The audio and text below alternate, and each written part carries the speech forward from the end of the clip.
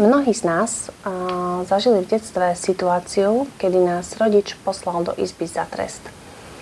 Určite to poznáte, niečo sa stalo a teraz ten rodič hovorí, no a teraz chod do izby za trest, budeš tam sám.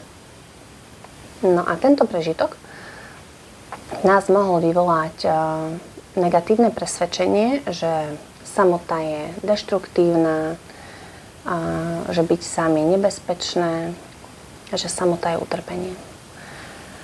A samota je dôležitá. Je veľmi dôležité vedieť byť sám so sebou, vedieť byť šťastný sám so sebou, pretože pokiaľ to tak nie je, tak vlastne my z toho strachu, z tej samoty hľadáme vlastne ten komfort, ubezpečenie napríklad cez vzťahy, cez partnera. Hej, a tam vlastne sa potom vytvára taká tá závislosť určitého druhu vlastne na tom druhom človeku, závislosť na druhých, pretože sa bojíte byť sami, nechcete byť sami, hej, kvôli tomuto presvedčeniu. Takže si to poďme teraz spoločne prepísať a urobíme to tak, že sa vrátime do tej konkrétnej situácie. Predstavte si, spomente si na nejaký konflikt, ktorý vlastne skončil tým spôsobom, že teda ste mali ten trest v izbe, tú samotu. Tak si to teraz predstavte.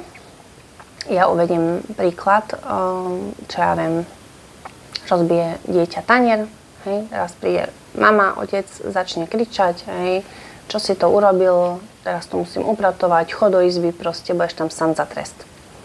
No a my sa teraz vlastne vrátime do tej situácie, kedy sa to stane, ale predstavíme si, že tá mama napríklad bude reagovať iným spôsobom. Hej? Takže príde a povie, to je v poriadku, viem, že si to neurobil naschvál, stáva sa, aj mne sa to stane, že rozbijem tanier. A teraz vás tá mama objíme. Dobre? Precítite si to objatie, precítite si tie pocity bezpečia, lásky, aby ste sa cítili, že sa tá mama na vás nehnevá. Poriadne si to precítite. A teraz vlastne môžete ísť do tej izby s pocitom, že tam nejdete za trest, ale že tam idete proste preto, aby tá mama mohla proste pozametať ten rozbitý tanier, aby to mohla pozametať, hej, poupratovať.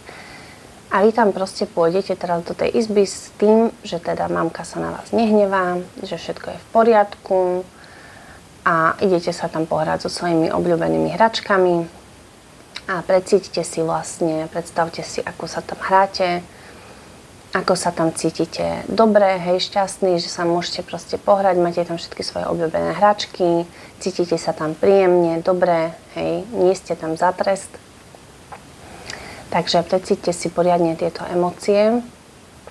Predstavte si proste, ja neviem, dievčatá, vezmu si babiku, hej, teraz idú ju obliekať, kočikovať, neviem čo. Ale precíťte si ten pocit šťastia a bezpečia, hej, pokoja, že tam necítite to ohrozenie alebo ten strach, hej? Cítite sa tam dobre. A teraz vlastne